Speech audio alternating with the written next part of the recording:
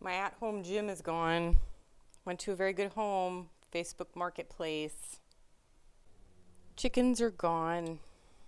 Buy chickens. They went to a very good home called the Funky Chicken Ranch in Vacaville. Yes, I still use my generator. Despite popular belief, my preps are not gone. I'm not paring them down. I'm not going through them. They're still here. Yes, I still use my Kodiak/Apex every single day. The solar is powering my TV, laptop, printer, everything I need. Wood pile is gone. Got rid of it. Burned through it during a little cold snap. All that stuff I got off Craigslist, gone. Kayaks are gone. Both of them. Sold them on Facebook.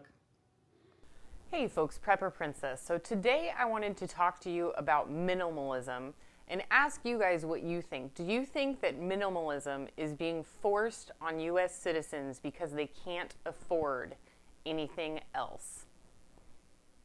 So let's get right into it. I talked a few weeks ago about hoarding and how hoarding has become a bit of a crazy thing for preppers, where people think that all preppers are crazy hoarders. And there is the opposite side of the spectrum, which is minimalism. And minimalism is essentially where you live with as few possessions as you are comfortable with in order to free up the money and free up the time to live your life. Now I'm wondering, I've been doing a lot of research into tiny homes, small home living, alternative living, RV living, and I have to ask the question, is all of this changing things, going from the 2,000 square foot house down to like 400 square feet? Is this all simply because American citizens can no longer afford the American dream? You see a lot of RVers who are out there, and they essentially move from place to place, and they will live their life, doing odd jobs here and there, which essentially just pays for their gas. And I see that a lot of them are either on food stamps, they're on Social Security, they're using up their retirement funds, or they're going to food banks, food pantries, things along those lines, because they don't have the funds available to pay for the gas. And they also do not own their own land that they can park their RV on. So these people are, in my opinion, living slightly dangerous lives, parking in boonies, in the boondocks. They're parking in industrial areas, high crime areas, parking in Walmart parking lots. And I have to wonder if this is out of, they claim that it is out of giving them the freedom to live their own life, but I have to ask the question, are they doing this simply because they cannot afford a home? And I'm sure that you guys have probably asked this question many times. And I've also been watching things where people go to tiny home living, and then they realize that the tiny home was a great concept at first, but they can no longer live in such a tiny space and be comfortable. The storage becomes a problem, the accumulation of items becomes a problem, and they simply have nowhere to put it. A lot of the RVers also will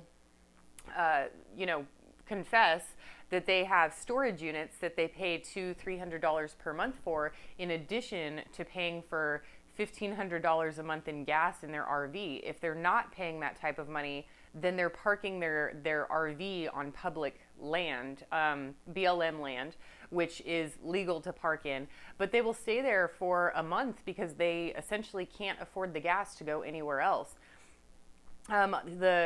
Also becomes an issue of, they talk about how they shower, how they use the restroom, how some of them have composting toilets. And me personally, I would like to have a shower every day. I would like to have that opportunity, and I wonder if that opportunity has been taken away from them, again, because they don't have the funds available to have any type of home. And I'm very curious what you guys think about this, because I've been researching it for a while now, and I find it very, there's different ways that people are stating it. Some are saying they've never been happier. Some are saying they've never. Some are saying that they are saying they've never been happier in order to keep their finances away from their family and friends. So, and that's not just RV life, that's tiny home living as well. And I've been paring down my things, going through everything, and I go from room to room. And this house will be put on the market in February, but I go from room to room and I am literally looking at all this stuff, and none of it is mine. So, as you know, I inherited this home, and inheritance does not mean free. I paid it off with my own money. But the thing is that when I inherited this home, I also inherited it with all of the furniture and all of the things that were already here. And I'm looking around, and literally the things that are mine are things that could fill maybe 2 bedrooms and 1 living room. This house has 2 living rooms, 3 bedrooms, 2 baths. So I use 1 living room and 1 bedroom, and then I have my spare bedroom as my prepping room and guest room. So it has a dual purpose. I do not use one of the bathrooms. It's spick and span, clean as can be. You know, washed it, clean. It might have dust in it now. The door's always closed. But I only use 2 beds, 1 bath, and 1 living room, and the kitchen, of course. So all of these things that I've been paring down are things that are not even mine. And I wonder if a lot of people do that also. Like, they will accumulate belongings from other people who give them to them, like their family and friends. They're like, oh, you need a couch. Oh, you need a recliner. Oh, you need a desk.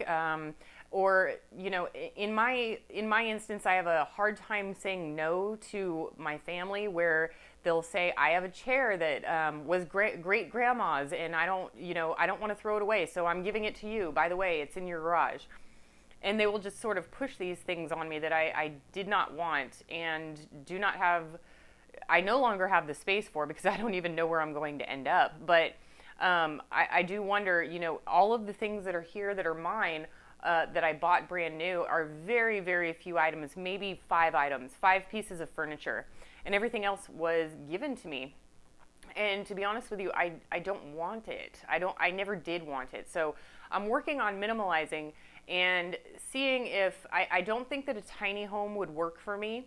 I do want a minimum of 2 bedrooms, 1 bedroom for me to sleep in and 1 bedroom for when I have guests, because with this new life that I'll be living, I have the feeling that I'm going to be having a lot of guests over and people visiting me quite a bit, which is very different from the Bay Area, because it's so hard to get away from, you know, the daily grind of life. But going from 3 bed, 2 bath to a 2 bed, 1 bath, I think that it would absolutely free up time and free up a little bit of money, and help me to